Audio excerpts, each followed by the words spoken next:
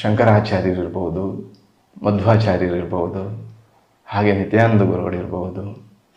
ಇಂಥವರೆಲ್ಲ ಬ್ರಹ್ಮ ಸಾಕ್ಷಾತ್ಕಾರ ಮಾಡಿಕೊಂಡವರು.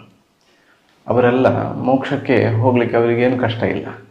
ಆ ಮಟ್ಟಕ್ಕೆ ಮುಟ್ಟಿದ ನಂತರ ಅವರಲ್ಲಿ ಆಚಾರ್ಯ ಶಂಕರರು, ಮಧ್ವಾಚಾರ್ಯರೆಲ್ಲ, ರಾಮಾನುಜಾಚಾರ್ಯರು ಇವರೆಲ್ಲ ಮಠವನ್ನು ಸ್ಥಾಪನೆ ಮಾಡಿ ಸಾಮಾನ್ಯರಿಗೆಲ್ಲ ಅಧ್ಯಾತ್ಮ ಸಾಧನೆ ಮಾಡುವಂಥ ದಾರಿಯನ್ನು ತೋರಿಸಿಕೊಟ್ರು.